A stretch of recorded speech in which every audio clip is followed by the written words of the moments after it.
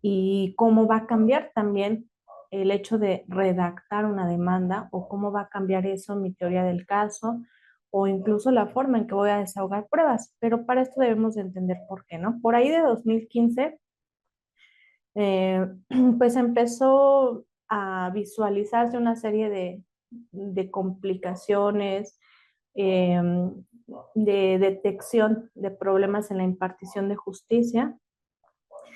Y bueno, se inició y se convocó al Centro de Investigación y Docencia Económica en ese entonces, bajo, estaba el gobierno de Peña Nieto, si no mal recuerdo. Perdón, es que esta garganta todavía.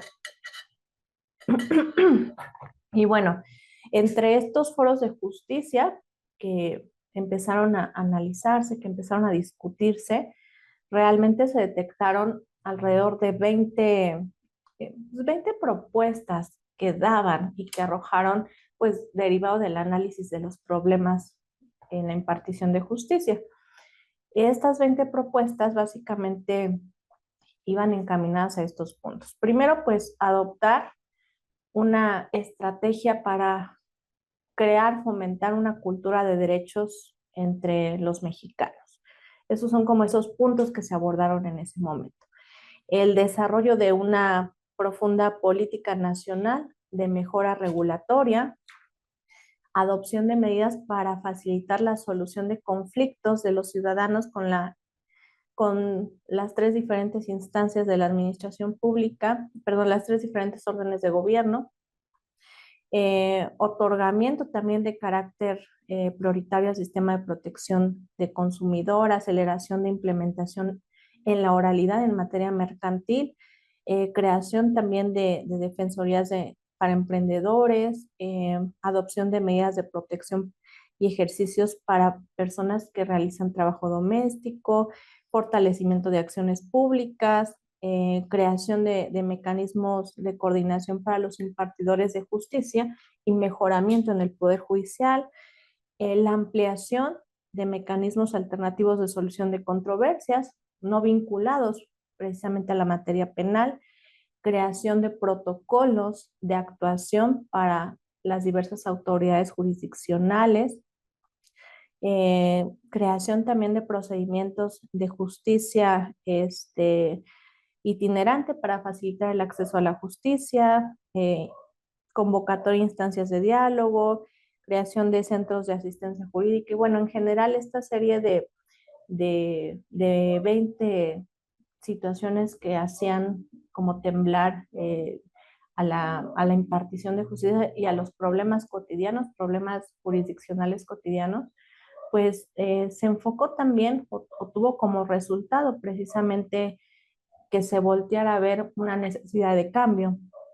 Y también a raíz de eso, pues se presentó la reforma al artículo 73 constitucional y a mí me parece interesante la exposición de motivos que se realizó. No sé si ustedes hayan tenido la oportunidad de leerla, pero realmente es una base del por qué, este, o entender el por qué ya era necesario ese cambio, ¿no?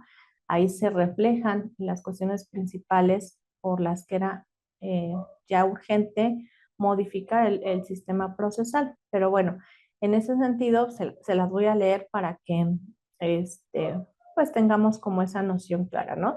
Derivado de que el Estado mexicano está compuesto por entidades federativas, las cuales son libres y soberanas en todo lo concerniente a su régimen interior, estas cuentan con atribuciones constitucionales para expedir sus propias reglas para dirimir controversias del orden civil y familiar ante sus tribunales, es decir, su propia legislación procesal y familiar.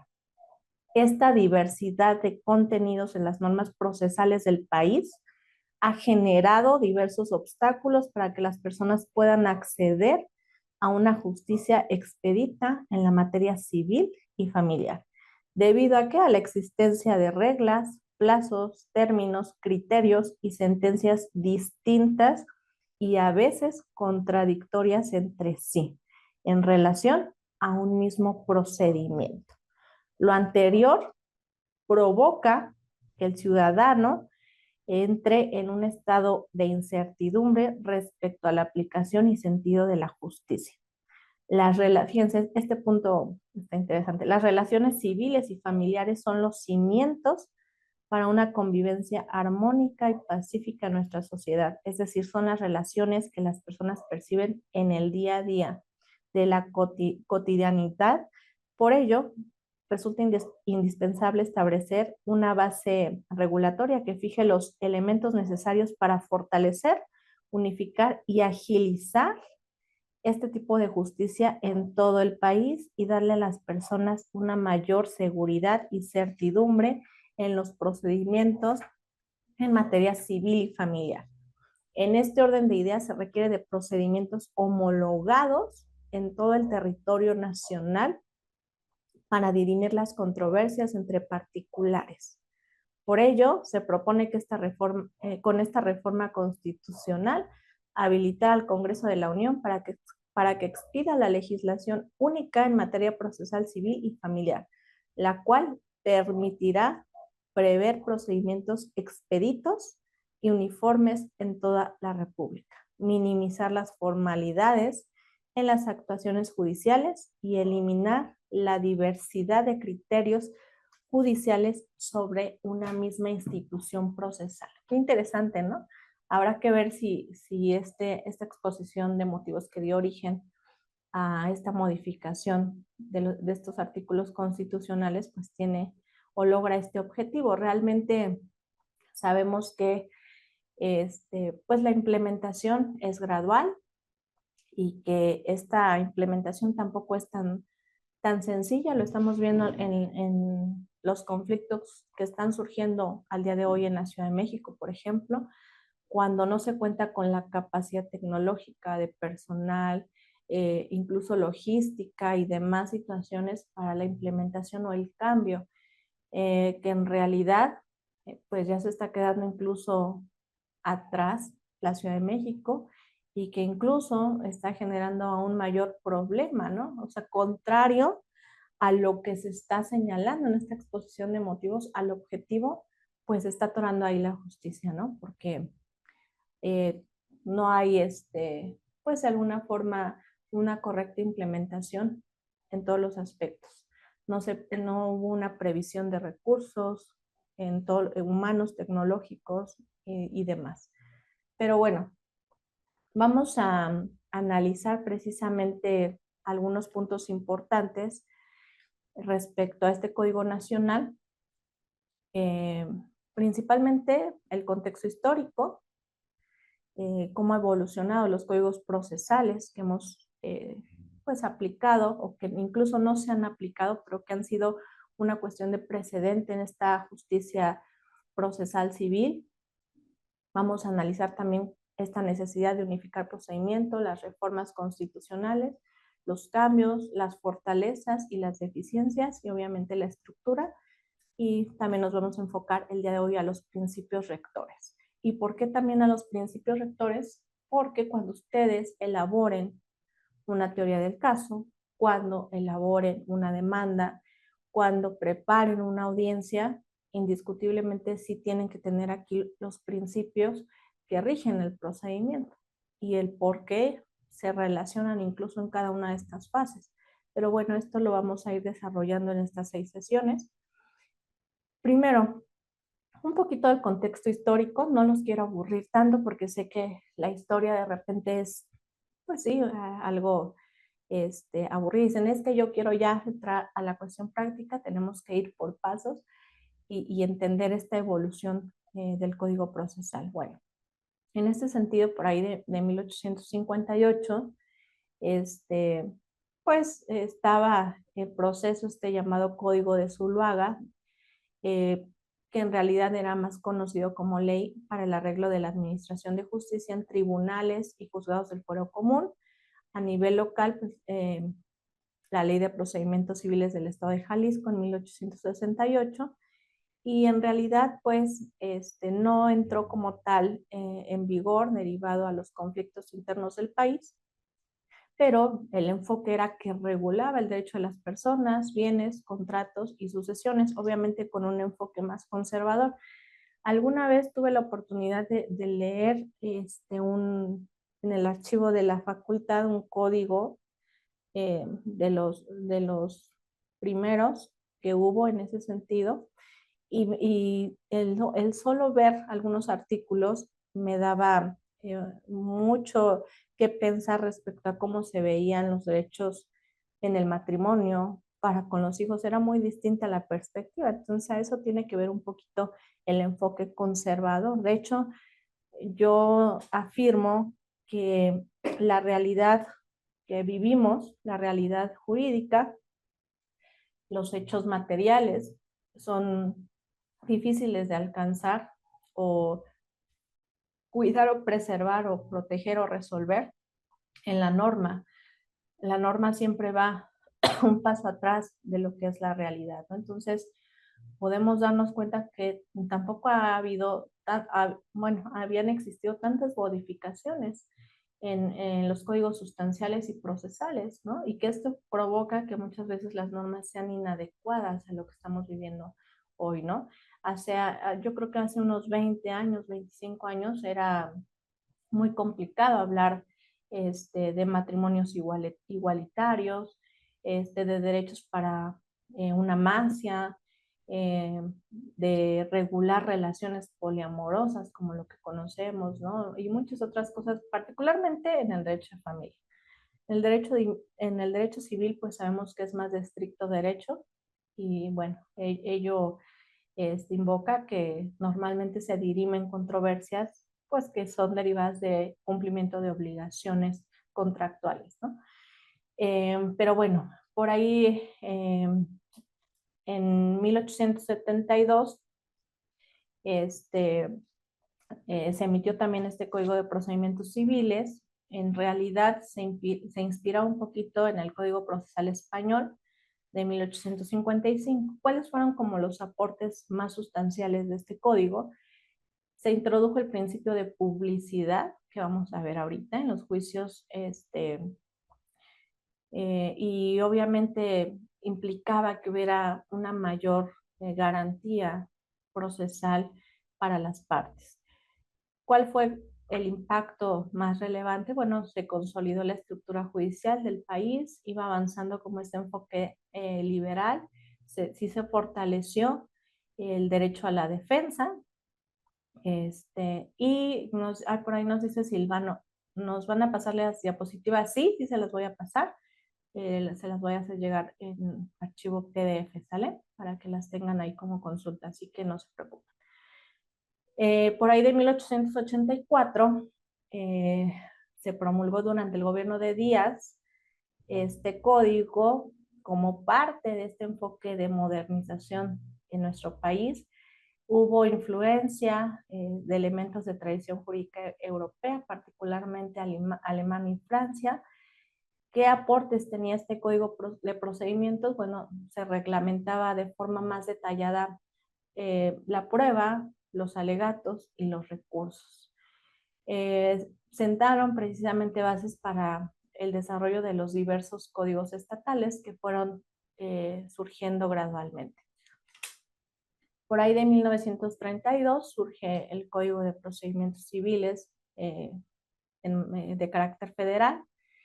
Y bueno, realmente este código está basado en principios de constitucionalismo social y se alineaba de alguna forma más a la Constitución de 1917. ¿Cuáles fueron sus principales aportes? Introducción a juicios de carácter más rápido, más ágil. Se regulaba ya la competencia jurisdiccional entre los tribunales federales y los tribunales locales. Tenía este enfoque más garantista en materia de derechos fundamentales y fue uno de los primeros esfuerzos por estandarizar este derecho procesal civil, aunque bueno, seguían existiendo algunos códigos procesales. Ya por ahí, de 1934, el Código de Procedimientos Civiles de la Ciudad de México, que se aplicaba al entonces Distrito Federal, que era pues la ciudad, ¿no? La innovación, lo moderno, pues sí, lo innovador. Entonces, de alguna forma tenía una regulación más específica sobre las etapas del proceso civil, ya se analizaba con mayor detenimiento la prueba pericial, el desahogo de audiencias y pues realmente fue utilizado como modelo para la creación de otros códigos civiles procesales, que de hecho incluso en el propio Código Nacional tiene algunas vertientes del Código de Procedimientos del Distrito Federal, ¿no? Y bueno, eso fue solamente como un contexto general, pero si ustedes se dan cuenta, los cambios procesales, a pesar de que han sido los aportes distintos en cada código procesal, pues han surgido de la necesidad de cambios, de adecuarse a las necesidades y a la misma sociedad. Entonces, pues eso no había cambiado bastante, ¿verdad? Con las normas procesales que teníamos. Y empiezan a surgir este tipo de cuestiones como las que platicamos del comité que analizó estas problemáticas en la impartición de justicia y problemas administrativos, judiciales, sociales. Y bueno, se comienzan a desglosar razones importantes para esta implementación del Código Nacional. Primero, primer punto, una disparidad normativa entre entidades federativas. Sabemos que postular al día de hoy no es igual que si estoy en Guerrero, Estado de México, Ciudad de México, Morelos y demás. Por ahí, si ustedes me pueden poner de qué entidades federativas son, genial para que yo vaya ubicando de qué entidades federativas pues estamos conectando. Pero esta disparidad, ¿qué implicaba? Incluso ni siquiera siendo necesario que nos vayamos a otra entidad federativa. En los propios juzgados de la Ciudad de México, en los propios juzgados de un distrito judicial del Estado de México o de cualquier otra entidad, en un mismo planteamiento, en una misma figura jurídica, nos percatamos que los criterios son contradictorios o pues de alguna forma no tienen una misma vertiente. ¿Y eso qué implicaba? Pues que se estuviera generando, creando controversia y que llegaran hasta la instancia federal y que se resolvieran precedentes, criterios, jurisprudencias, pero eso implicaba que incluso estos criterios de la Corte, pues hay indistintamente en ambos sentidos, ¿no? Para resolver o defender al actor como para defender al demandado. Y esto en parte es razón de esta disparidad normativa, ¿no? Algunos en su momento estuvieron a favor, otros en contra, porque decían que pues no había las condiciones para unificar estos procedimientos y que la realidad actual implicaba que cada código procesal de la entidad era adecuado a pues lo que comúnmente este, se consideraba en cada entidad federativa, ¿perdón?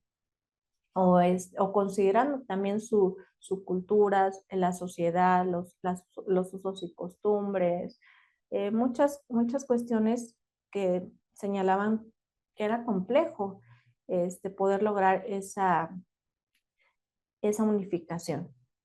Pero bueno, esa es una de las cuestiones principales. A mí me ha tocado incluso que ingresas una demanda y en este juzgado me admiten la demanda y en otro me previenen. Entonces, eso implica pues mayor complicación, mayor tiempo para resolver algún caso específico. Eso es parte de algunos problemas. Dos, pues la protección de derechos humanos. Sabemos también que con la reforma de 2011 y este auge de defender y cambiar el chip de garantías individuales, derechos humanos y de aplicar correctamente pues los criterios internacionales, convenciones, pues implicaba también que la norma procesal de nuestro país fuera ad hoc o fuera idónea a ello. Esto conlleva también una mayor seguridad jurídica porque pues garantiza también o va enfocado a algunos principios rectores y propios de protección a la seguridad jurídica, al acceso a la justicia, a proteger a las partes, a los grupos vulnerables y demás. Obviamente también lo que se busca es la agilización de procesos judiciales. La verdad es que eh, en algunos estados, en algunas entidades, la justicia está colapsando. ¿En qué sentido? Que están saturados. No pueden ya con el rezago. Cada día llegan más y más y más asuntos y realmente los procesos judiciales se vuelven un martirio. Y aquí yo sí creo que es como un conjunto de todo, ¿no? Tanto trabajo de los poderes judiciales, donde pues no se garantiza como tal que el personal sea suficiente, que tenga los recursos, las estrategias también de nosotros como abogados. Muchas veces, eh, pues, existen argumentos, estrategias que buscan alargar los procedimientos, que buscan a lo mejor incidente tras incidente, y eso provoca que sea un asunto interminable. Entonces, de alguna forma, detectando estas problemáticas, pues lo que se busca es eso, que de verdad haya una mayor agilidad.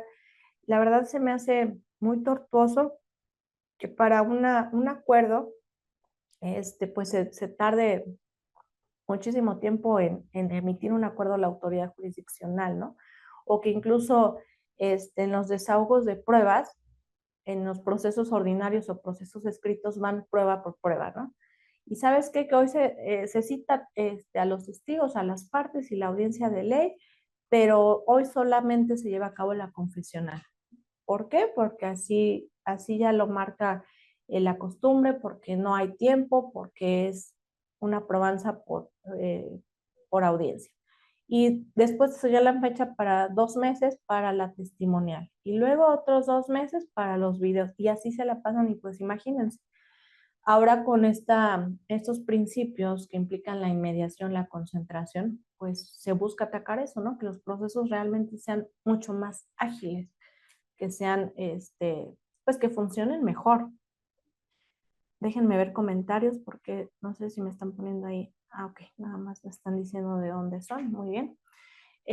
Bueno, hablábamos también de esta incorporación de medios alternativos de solución de controversias, que yo creo que es una búsqueda urgente, exhaustiva, de las autoridades también para poder desasolvar el sistema de justicia, la cantidad de asuntos que llegan acá al juzgado y que las partes pues puedan resolver por sí mismas un conflicto. Y yo creo que este punto también no lo debemos de dejar por ahí olvidado, porque muchos de nosotros como abogados estamos muy a la defensiva, muy en contra de este tipo de solución de controversias de forma alternativa, ¿no?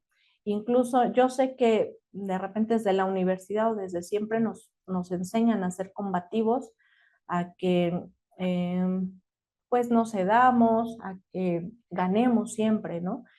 Pero nos tenemos que adecuar a lo que hay hoy. Y también está en auge, ya sabemos que hay una ley general también que regula estos mecanismos alternativos, que hay un crecimiento de centros de mediación y conciliación, que hay mediadores privados, que está cambiando también la forma de ver la justicia alternativa y que está siendo más accesible. Entonces, yo sí los exhorto pues a meterle también este punto de aprender también a negociar, de aprender a abrirnos a la posibilidad de terminar un conflicto y sobre todo entender que los litigios no son de nosotros como abogados, porque a veces nos lo tomamos muy personal, ¿no? Nos pasa, que, bueno, a mí me ha pasado que llego a una audiencia y intento tener comunicación o incluso saludar al abogado contrario y ya te vio feo, ¿no? Y este, ya hizo algún comentario despectivo, agresivo y demás, ¿no? Y que incluso yo les comparto mucho que alguna vez una abogada me dijo, porque se puso a gritar en la audiencia y todo, este, y, y ya después que empezamos como a negociar, al final, después saliendo, y le digo, oye, Eli, te pones muy, muy intensa, ¿no? Muy agresiva, y me decía, es que es parte de mi estrategia, que a los clientes les gusta la agresión y que nos vean así. Yo, bueno, respetable, pero a veces eso hace un ambiente más hostil que no permite una negociación. ¿Y a qué voy con este punto?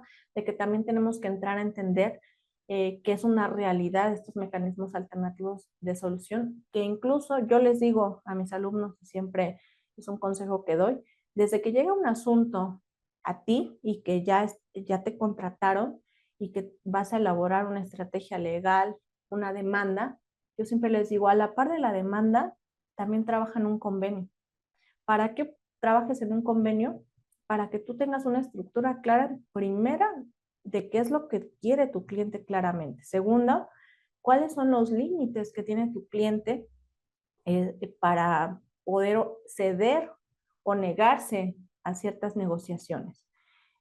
Tercero, porque en cualquier momento puedes ocupar ese convenio. Si llega hoy o se llega a la audiencia y el juez te dice, han platicado, quieren llegar a un convenio, a veces nos quedamos callados, ¿no? Y le decimos, no, a ver, y bueno, platíquenles qué pueden solucionar, estos son los problemas y no tenemos ni idea de en qué sentido queremos o podemos negociar y estamos preguntándole en la audiencia a nuestro cliente, oye, entonces, ¿cómo ves? Y eso hace o tiene como consecuencia que a veces incluso nuestros clientes lleguen a malos acuerdos, malos convenios, porque quien dirige esa negociación es el juez. Y como nosotros no vamos con las herramientas, no vamos armados, dirían, y no tenemos realizado una propuesta, eso implica que a lo mejor hagamos negociaciones mal o que cedamos a cosas que afecten a nuestro cliente. Entonces, estemos preparados para eso. También incluso hasta para los contratos profesionales que vamos a hacer como abogados o que tenemos este, para que firmen los clientes. ¿En qué sentido? Que a veces tenemos formas de cobrar, por ejemplo, con igualas, ¿no? Que es a través del tiempo y pues es más conveniente que se alargue el juicio y demás. Pero la realidad es que los clientes lo que buscan es una solución a su problema. Entonces, eh, anticipen también eso en el contrato sobre esta terminación anticipada a través de un convenio. ¿Cuánto les van a pagar a ustedes si llegan a un convenio o a esta solución a través de estos mecanismos? Porque finalmente, aunque se acabe antes el juicio, ustedes están resolviendo un conflicto. Ustedes trabajaron en un convenio y están defendiendo los intereses para que no se vulneren los derechos de sus representados en ese convenio o en esa negociación. Entonces, es a lo que yo voy también en la práctica que tenemos, ¿no? Que a veces se nos escapa y nos enfocamos tanto en el litigio que olvidamos que se puede dar la conciliación y que también los jueces están bien interesados en hacerlo. No sé ustedes, pero a mí me ha pasado que cada vez es más constante que los jueces dediquen tiempo en las audiencias a llegar a un convenio.